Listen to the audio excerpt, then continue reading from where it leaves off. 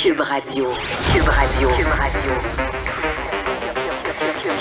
Cube Radio.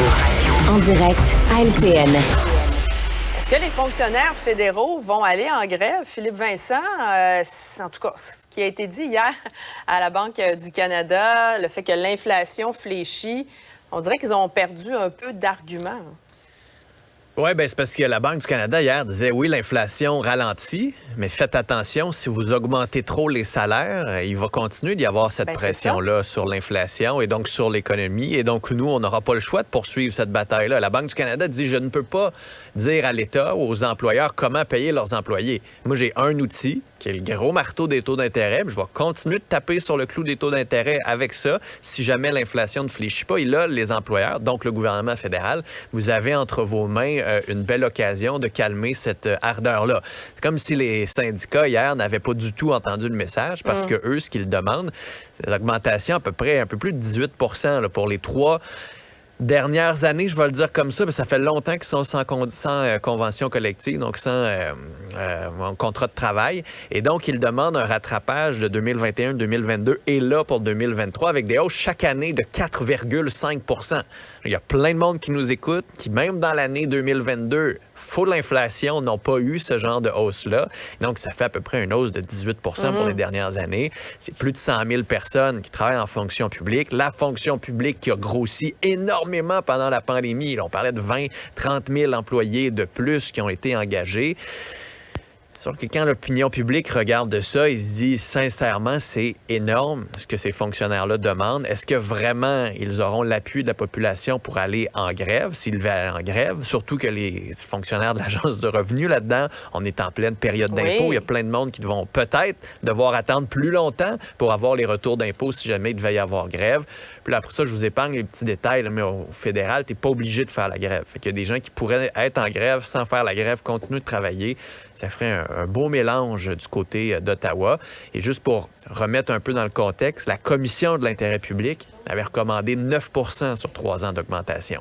Donc, bien loin du 18 réclamé par les fonctionnaires. Ben, effectivement.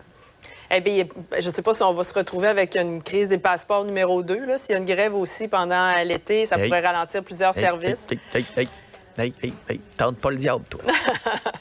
Parlons maintenant des agriculteurs québécois qui en arrachent, Philippe Vincent. La moitié se disent pris à la gorge par l'inflation, justement, selon un récent sondage de l'UPA qui a été dévoilé hier, en fait. Est-ce que Québec va devoir agir pour les aider? Bien, il va devoir au moins y penser et surtout pour aider la relève. Hein? C'est ça qui est peut-être le plus préoccupant là-dedans quand on regarde qu'il y a près de 10 % des agriculteurs là, qui pourraient mettre la clé sous la porte au cours de la prochaine année. Il y a à peu près 60 % qui pourraient reporter, réduire des investissements.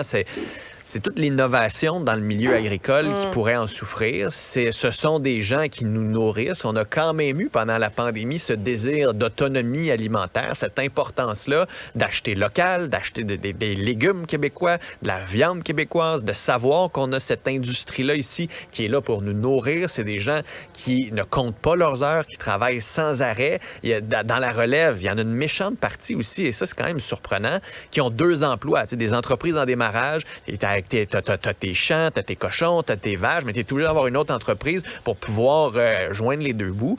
Là-dessus, il va falloir avoir une réflexion. Est-ce qu'on veut d'énormes méga-fermes qui appartiennent à des entreprises de finances parce qu'ils ont les reins assez solides pour acheter des terres, pour acheter de la machinerie, pour être capable de faire des investissements sur les 10-15 prochaines années et donc de rénover, d'innover en matière d'agriculture? Ou est-ce qu'on veut garder ce tissu social-là dans certaines régions qui est hyper important, d'avoir des plus petites fermes, de plus petite taille? Mais là, ça devient cher parce que la machinerie, là, que taille une ferme de 100 000 hectares ou une ferme de 10 hectares, c'est la même machine. Fait qu'elle coûte le même prix. Et donc, c'est plus difficile de la rentabiliser. C'est plus difficile d'acheter des terres quand tu ne viens pas du milieu agricole. Et donc, oui, ça va prendre cette réflexion-là, surtout là, pour la relève. Surtout pour dire, est-ce qu'on est prêt dans les 30 prochaines années à avoir des agriculteurs québécois qui sont impliqués dans leur communauté et surtout qui sont en bonne santé physique et mentale, parce que ça, c'est un autre problème duquel on ne parle pas trop souvent. La santé mentale de nos agriculteurs, c'est hyper important. T'sais, quand on parle de la météo, là, pour eux, ça peut être une question d'une année rentable, d'une année pas rentable. Et ils travaillent très fort. Ben, c'est ça. Ah non, mais c'est ça. Je les salue. Sûrement que ce matin, ils sont déjà dans les champs avec le soleil qui est levé. Fait que ceux qui nous écoutent, ou leur blonde, leur chum, on vous salue, lâchez pas, là. Absolument. Merci beaucoup, Philippe Vincent. On se reparle. Philippe Vincent Foisy. Appliqué